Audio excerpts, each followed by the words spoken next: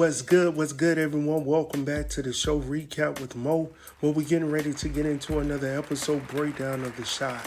But before we get into this thing, make sure to like and subscribe to this channel so you don't miss shit in it that's going down, alright? So the episode we're getting ready to get into is for season 6, episode number 10, titled Want This Smoke. Now, the synopsis for this episode states, Victor learns the value of compromise. Emmett and Kiesha's date night is interrupted. Shaad makes an unlikely connection. Professor Gardner's lecture inspires Bakari. And last but not least, the FBI finds more evidence linking to Q's murder. Now that we got that out of the way, let's go ahead and get into this thing. Alright, y'all, so we kicked this episode off with Victor delivering this speech on mental health and how beneficial it would have been for him to have the assistance growing up that, just maybe if he would have had someone guiding him, assisting him, maybe he wouldn't have made some of the mistakes that he made in the past, which, I get.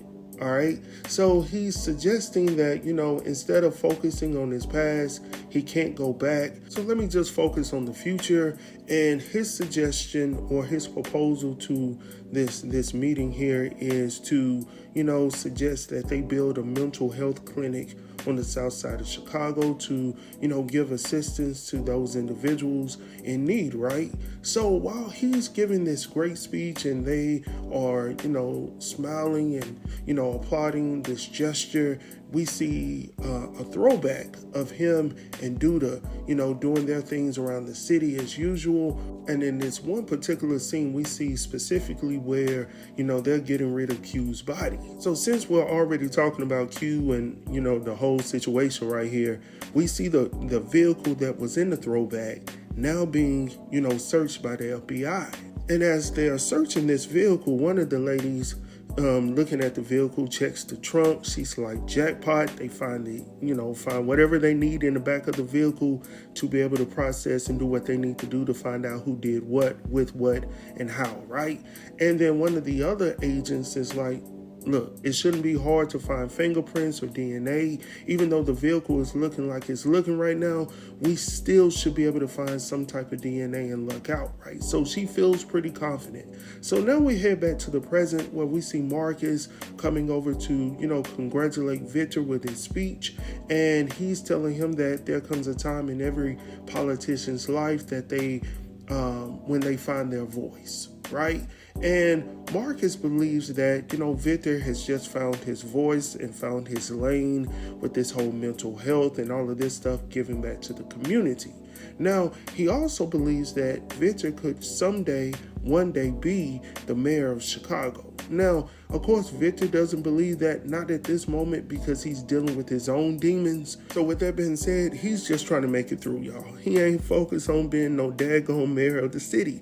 So anyhow, going on from there, we see Victor leaving or attempting to leave, right? So as he's getting in his van, somebody grabs him from behind. Once he sits down in the driver's seat, there's a vehicle that pulls up. They pretty much take him up out. We can only assume that it's some people of Duda, right? So we're just assuming it's Nook and Zay and anybody else that's with him, right? So anyhow, from there, we later see that it is Duda. So Duda wants to know if he was the one that shot at him the other night. And Victor is looking up at him like, what, bro? Like, for real? Like, if it would have been me, we wouldn't even be having this conversation right now because I wouldn't have missed. And by the way, I believe that Duda already knew that, right? Because he knows the type of dude that Victor is. He's up close and personal. So I don't understand why we're having this conversation, why we're having this dialogue. And I'm also thinking like maybe he's just putting the message out like, I'm coming for that person. Just know if I can do this to Victor, an individual that you guys respect, then just think about what I'm going to do with you once I find who you are. You see what I'm saying? So, I think he already knew that. And by the way, we did notice Bianca back there in the background as well. I'm just saying. So anyhow, from there, we head over to see Kiesha and Emmett. Now, Kiesha and Emmett are dropping off their son. And as they are leaving, Kiesha asked Emmett, about the whole Duda situation, right? And Emmett tells her that he's, he really doesn't want to get into all of that right now. And Kiesha's like, look, Negro, you really don't have no choice. So you might as well tell me the 411, right? So Emmett tells her that Duda wants him to, take out Rob's mom, Alicia, right? But he tells her that he's not going to do that. She was like, well, I hope not. So Emmett goes on to tell her that everything is going to be cool. Don't worry about it. She's telling him, like, you can't promise me that. Dealing with a dude like Duda, like, you don't know what he got up his sleeve. So you can't really promise me that everything is going to be good and that you're going to come out safe. I'm going to come out safe. Our family, all of that stuff we got to worry about right now. So, Emmett tries to ease the tension, right? So he was like, dang, girl, you look good. Like, let me go ahead and take you out tonight. She was like, look, I'm not really feeling like going out or whatnot, but she's like, at the same time, I really need to relieve myself of, this stress and all of this stuff, right? So he was like, okay, let me hook this up with my parents and let's go ahead and head out tonight, right? So anyhow, going on from there, next, we head over to see Jake at his crib, / business, along with Kenya modeling for him, right? And Jake says to Kenya that he was a little surprised that, she agreed to do this for him, right? And Kenya is like, well, why would you say that? He was like, well, I was under the impression that your father had money or whatnot. And she was like, yeah, well, he does, but I'm not under his payroll or whatnot. So essentially, I'm my own woman. I got to go out here and get it how I get it, right? So from there, we see Lena in class and in Professor Gardner's class, a.k.a. Dwayne Wayne, back on the campus in English Lit 101, right? So, the class seems pretty interesting. She seems like she's enjoying it, and I'm glad that she's getting her education on, right? So going on from there, next we see Emmett over at his parents' crib, asking if they could watch the kids for the night or whatnot, because he and Kiesha want to go out for the night. So of course they agree to watch their grandbabies or whatnot, but most importantly, they want to know what's going on. So his mom's is like, look, what's good? What's going on with Duda and that whole little situation? He conveys to them that everything is good. He got that thing worked out. Don't worry about nothing. But Emmett should already know that his parents are going to be worked out about this. And Miss Jada also conveys to this dude, like, we've already had a conversation. Like, if something was to happen to you or Kiesha, like, we're already ready and prepared to take over as, parents for the children. So they're already putting the game plan in place just in case something happens, right? So going on from there, they tell him to have fun tonight, but not too much daggone fun, because we'll need no more daggone kids in this house, right? So going on from there, now we see Shaad. Now Shaad is at this small group session or whatnot, along with Jamal and Marcus, right? So he's telling the fellas that, look, man, I can't eat, I can't sleep. I'm like, is Brother Shaad getting ready to sing a daggone lyric or whatnot? Because he was like, I can't sleep, baby. I can't think, baby. I can't live, baby, without you in my life. Don't wanna go on, baby. This is my soul, baby. I don't wanna do nothing if Deja ain't around. If Deja ain't around, I don't want to be there, right? So anyhow, going on from there, Jamal tells them that he's still looking for employment. Bakari tells them that he just wants a better life for himself.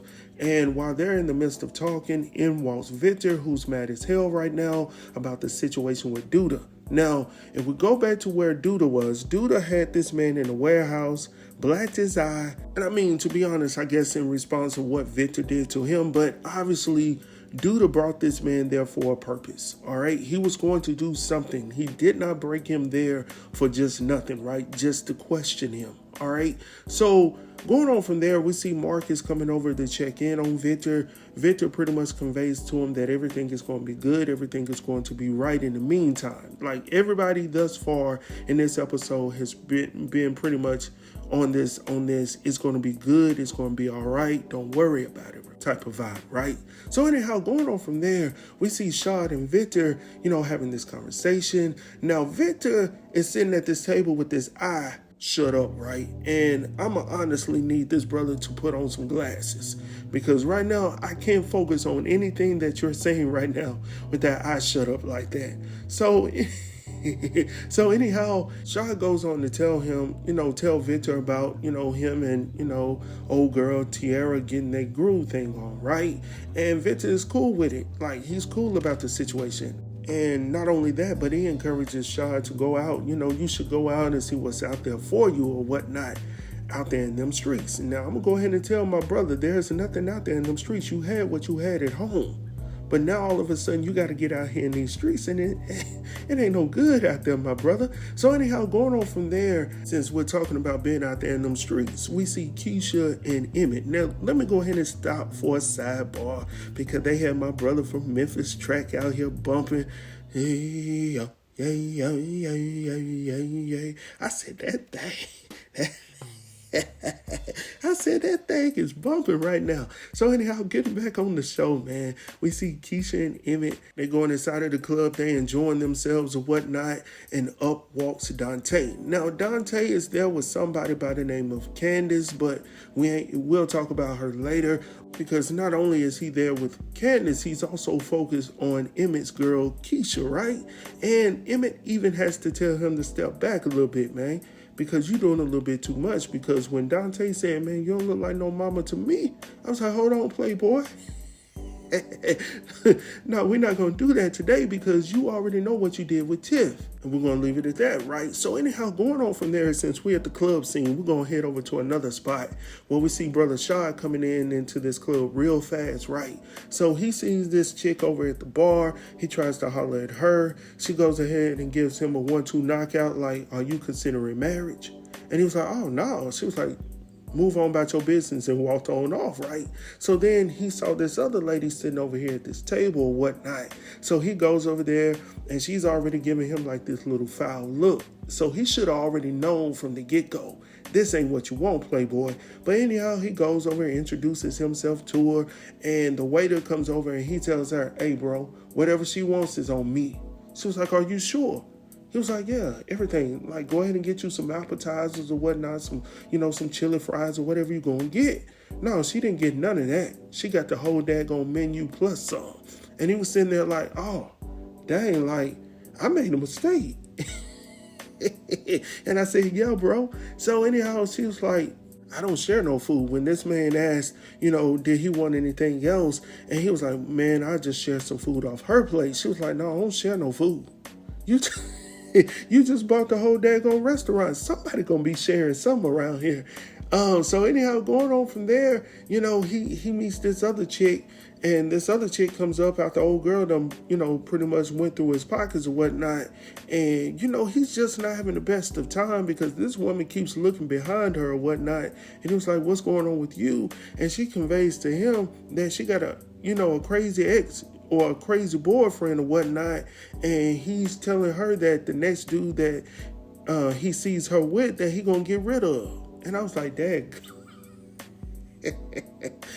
go ahead and run for your life, Shaad. It was better at home, bro. I told you wasn't nothing out there in them daggone streets, man. So anyhow, going on from there, next we see, what's his name, Rob, walking in this parking lot or whatnot, this parking garage, when Nook walks up on him with that thing and tells him, don't do nothing stupid or whatnot.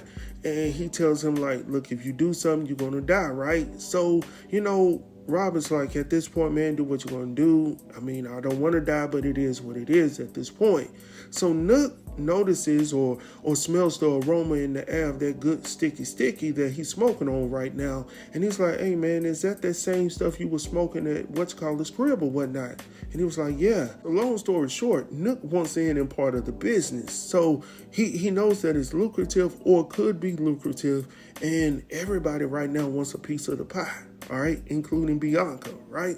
So anyhow, going on from there, Rob obviously agrees to the situation, because he's, he don't want to go nowhere. You know what I'm saying? Long story short. And, he tells him, like, okay, we're good. You know what I'm saying? So he has to go home and have this conversation with Tiff.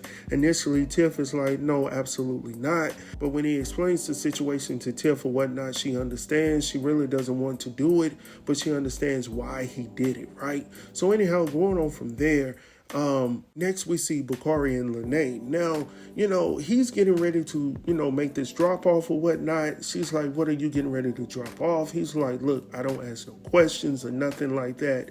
And I know he already knows what's in that bag, right? So anyhow, long story short, Lena, she feels some type of way about the situation. You could tell from her body language, but she doesn't say much about it. But instead of having the conversation about, what he was dropping off, she decided to, encourage him to come to class with her and sit in the professor's class, knowing that he would enjoy the lesson and whatnot. So, it is what it is. They lip lock and he tells her that he may swing through or whatnot, even though he knew he was going to swing through. So anyhow, going on from there, next we see Dante and Emmett having this conversation over at the bar. Dante tells Emmett that he heard about, the whole little situation with Emmett stepping up against Duda or whatnot. Emmett tells him like, yeah, I did. Now, I will say this about Dante. Dante does not care for Duda, right? So I will give him that. So what he's about to say to Emmett, I can accept. And he gives Emmett some words of advice, like pretty much like when you go up against an individual like Duda, you got to step correct. Like, you can't take your finger off the trigger, essentially. Like, you got to do what you say you're going to do, all right? So it is what it is at this point. So on the other side of the club, though, we see Kiesha and Candace having their little sidebar conversation as well. Kiesha is over here asking Candace, like, how long have y'all been together? Candace tells her, like, we're not together. We're just talking and whatnot. And then she even goes on to show, Kiesha her phone or whatnot with all of these dudes trying to get at her or whatnot. So she's good. And he's good, obviously. But old girl Kiesha ain't really feeling that because she wants to be in a relationship with her man, eventually become a wife and have this family and all of this good stuff, the crib and all of that stuff. She wants all of that. But everyone doesn't want all of that. And since we're speaking about, not really wanting some stuff, nobody wants to be in a club all daggone night drinking and all of this other stuff, right? I know not me. Like, I can't even look. Once it started getting real dark outside, I would prefer to be at home. And I'm not even that old, y'all. Like, look, it's too much going on out here in these streets. So we see Emmett and Kiesha. Keisha's sitting over here talking about her feet hurting.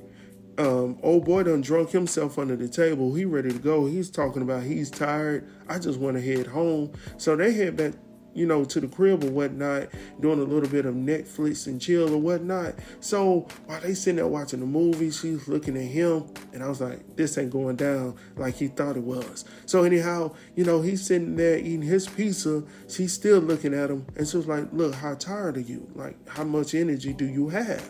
I was like, uh-oh. So he was like, well, what you talking about? She was like, well, you already know. So anyhow, she starts to rub on him or whatnot. He's starting to get up talking about, hey, let me go ahead and grab one of these rubbers or whatnot. She was like, no, you don't need that. And I mean, immediately when she said that, I was like, hold on, wait a minute. Now, Miss Jada already done said to her son, Emmett, that we don't need no more kids, all right, around this daggone house, all right? Specifically to Emmett. We don't need no more kids. Now, this brother right here, even though this my man right here, I can't go with him because he don't know his stroke count. All right? He just shoot up the whole club. Like, we need him to stop. All right? So, no, let this brother go ahead and do it, but y'all didn't listen to me because y'all went ahead and went raw dog. It is what it is. So, I don't know if they're going to make this another part of the storyline. I'm not sure, y'all. But anyhow, it is what it is. It ain't me. So going on from there, we see, what's his name? Jake and Gemma, right? So they over there at the crib getting ready for bed or whatnot. Jake is over here checking out the photos or whatnot of Kenya, and all of this good stuff. So of course, Gemma notices that he got, these images up on his laptop or whatnot. So she was like, hold on, you had Kenya model for you or whatnot? And he was like, yeah, I mean, you didn't have time for me. You over there with Brittany or whatnot. She was like, so this is what this was about? And you can see Jim is already pissed off because, old girl over there at the studio, Brittany had a chick on her lap, wasn't paying her no mind over there, and, was just going in on her, telling her to mind her business or whatnot. So, look, you can't get mad if you out here in these streets, Gemma. Like, Jake already done said in the earlier episode, like, I ain't my sister's keeper. Like, he ain't trying to keep tabs on you. And obviously you're not keeping tabs on him to the degree where he believes that you're really in this relationship with him. So, I don't know what to say, but what I will say is that we're going to move on, all right? So the next thing we see is for the next day where we see Emmett going to pick up his kids from his parents' crib or whatnot. And as Emmett is leaving, Darnell, Emmett's father, sees Shaad parked across the street from his crib or whatnot. So he goes over and knocks on the door and wakes him up. He invites him into his crib, obviously. So now we see Darnell having this conversation with Miss Jada about allowing him to stay. So she agrees to allow him to stay, but she doesn't want him to have them good sheets. She don't, I want to know what's going on. What's up with him and old girl? Darnell is like, look, that ain't none of our daggone business. We just gonna help him out or whatnot, like a good man would, right? But, I understand from her vantage point as well, like what's going on with him, why he ain't got his business in order, right?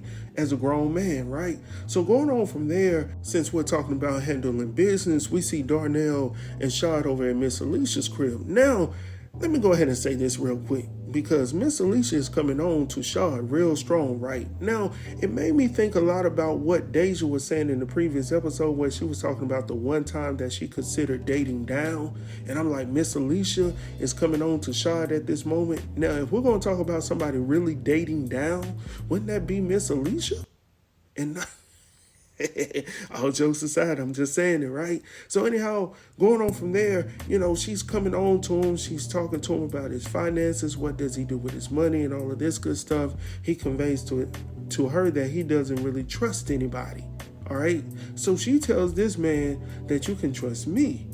He tells her that I don't really know you. She was like, well, let's spend some time together. Let's get to know one another. I was like, hold on, wait a minute. So listen. This is a different side of Miss Alicia. So Shaad decides to give her his phone so she can place her number within his phone so he can reach out to her, to see about, exchanging her locks and all of this stuff. So, he was just using that as an excuse to reach out to her because he was feeling her vibes as well, right? Definitely what he just had going down in the streets the previous night. So this is the first action he's had this whole time since he's been out of the house with Deja.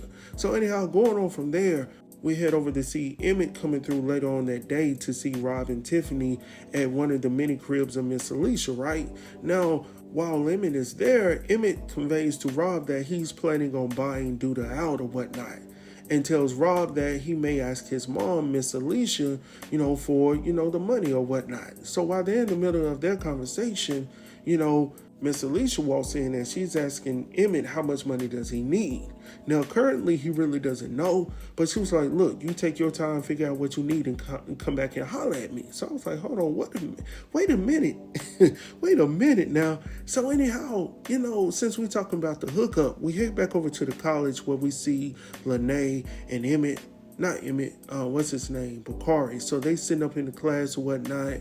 They getting this whole lesson going on. Now, outside of the classroom, Lena and Bakari had this side conversation with the professor. Now, the professor, Professor Gardner, tells them that he can't break the rules, but what he can do for Bakari is invite him to one of his, tutoring sessions or whatnot. Now, he's not going to get the same level of, intensity in this tutoring session that he would in the classroom, but he's going to get a lot of knowledge from it. He tells him to be there at 5 o'clock, don't be late or whatnot. Whoa. So going on from there, later on that night, we see Duda and Bianca. Now, Bianca has taken, the time to sit down with Duda at this nice little restaurant or whatnot. And Duda is like, well, what is all of this for or whatnot? Now, she tells him that, I just wanted to take this time to celebrate you because you've done so much for our people and all of this stuff for the city and all of this stuff. Whoa. So he gets up and he kisses her on her forehead, kisses her on the lips or whatnot. And then all of this time while he's sitting there talking to her, she's talking to him, this Negro is sitting over here texting Tracy.